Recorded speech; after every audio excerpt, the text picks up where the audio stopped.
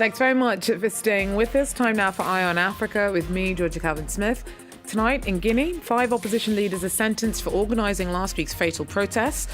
The unrest was against a possible change to the constitution that could let President Alpha Condé seek a third term. Also, Botswana's gearing up for an election that, for the first time in several decades, sees the ruling BDP face a serious challenge to its bid. Political issues are overshadowed by bad blood between the current president and his predecessor and former ally. And Ivorian designer Lafalaise Dion is the queen of the cowries. Her shell-studded pieces are in global demand after Queen Bee, megastar Beyonce, for those not in the know, wore a striking cowrie shell headpiece in a music video for the Lion King album. But first, Guinea-Conakry's opposition alliance is calling for more protests, even after 5 of their leaders were jailed on Tuesday for organising recent fatal rallies. At least 9 people have been killed since unrest broke out last week over President Alpha Condé's efforts to change the constitution to potentially allow him a third term. Pierre Delheux has more. The 5 opposition leaders were handed jail terms on Tuesday for their role in organising protests that brought much of Guinea to a standstill. Their lawyers say they're being persecuted by authorities. We're disappointed, but not surprised by this decision. But let us make one thing clear. Neither violence, nor threats, nor unprecedented judicial decisions will stop Guineans from voicing their opinion or use the rights and liberties guaranteed by the Constitution. Last week's demonstrations erupted into violent clashes with the police. They were led by the FNDC, a coalition of politicians and activists opposed to plans to change the constitution. The former government minister, Abdourahmane Sano, was given a 1-year jail term. 4 other leaders received 6-month sentences. The defendants had been arrested 2 days before the protests began. In accordance with the Constitution, these citizens had called their countrymen to protest and show their opposition to a change of constitution which only aims to install a lifetime presidency system in the Republic of Guinea. Guinea's 81-year-old president Alpha Condé, whose second and final 5-year term expires next year, has refused to rule out running again.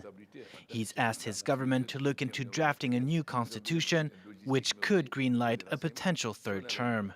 The move sparked last week's opposition protests, during which police opened fire on demonstrators, resulting in at least 9 deaths. Botswana's gearing up for an election that, for the first time in 5 decades, sees the ruling Botswana Democratic Party, the BDP, face a serious challenge to its bid. Incumbent leader Mokwetsi Masisi is facing Duma Boko, the leader for the Umbrella for Democratic Change. It's a new party formed by former President Ian Khama, who handed over to Masisi last year, only to see his hand-picked successor reverse several of his policies and become his bitter rival. Regional correspondent Jane Flanagan tells us more. The big themes would normally be the economy, corruption, unemployment, human-wildlife conflict, farming, reforms of the mining sector. But all these themes are really being overshadowed into what is turning into a popularity contest, if you like, between the Khamas, Ian Khama, the former president, and his brother, Shikedi Khama, and President Masisi, who had been Ian Khama's deputy and then anointed successor. But it really has become very overshadowed. The themes have become very overshadowed, really, into a popularity contest between these two sides, the old guard and the new guard. So why did things go sour between Khama and Masisi? Well, Ian Khama stepped down after his 2 terms, made way for his deputy, President Masisi. I think really feeling that he put everything in place for the ruling party to go forward under his chosen successor. But quite quickly, President Masisi asserted himself and sacked several of Ian Khama's close allies, and also reversed a couple of very key policies, notably lifting the moratorium on elephant hunting, which caused international among conservationists. However, it is a policy that is popular in rural areas of Botswana, where elephants trample properties, crops, ruin people's livelihoods. And so President Masisi really has asserted himself and is looking for his fresh mandate for election. Jane Flanagan there for us. A look now at some news in brief. More than 6,000 people have lost their homes to flooding in Central African Republic's capital. Many people living in the informal neighborhood of District 6 in BANGUI saw their homes swept away after recent heavy rains caused the Ubangi River to burst its banks. Authorities are worried that the emergency will lead to people falling ill from water contamination.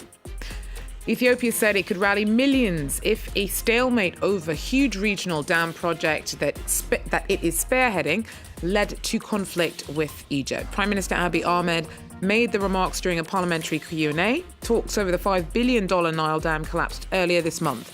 It's about 70% complete, but Egypt fears the project will encroach on its share of the Nile River and has cast the issue as a national security threat that could warrant military action.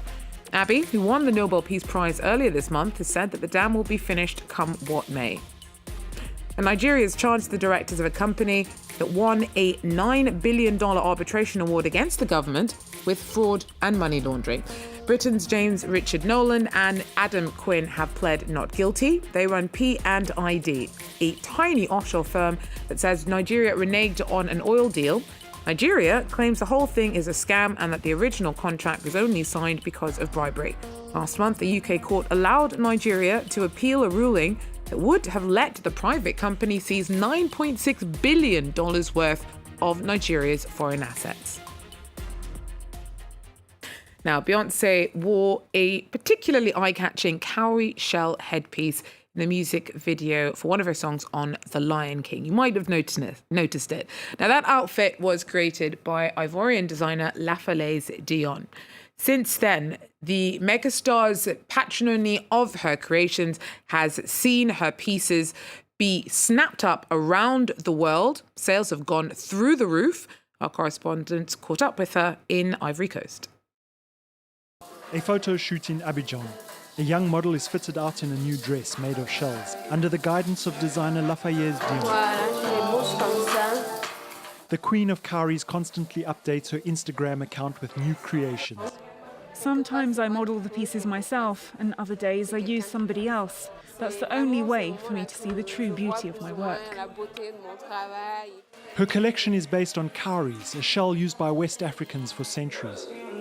She also draws her inspiration from the outfits of Ivory Coast traditional masked dancers. I started doing research around spirituality and ancestral knowledge. I was always coming across cowries. They were used as currency, but also to decorate women's bodies. But her career took off when Beyonce wore her shell headpiece in the Spirit music video. In a matter of seconds, Lafalaise Dion became one of Africa's most popular fashion stylists. Almost 80% of my customers are from America, mostly African Americans. They are fascinated by cowries as they form a legacy left by their ancestors. It also represents African spirituality. Sales went through the roof. Dion now has an apprentice to help her, but her work in the industry has now been copied. There is a fine line between inspiration and imitation. People know that cowries are a part of their African heritage. They think that my pieces are made by others too. So they would rather do them themselves instead of buying them from me. Having studied journalism in Abidjan, Dion became the content manager of Elle magazine in Côte d'Ivoire. But her career as a fashion designer is taking over. Well, that's it for Eye on Africa for now. Thanks for joining us. Do so again. Take care.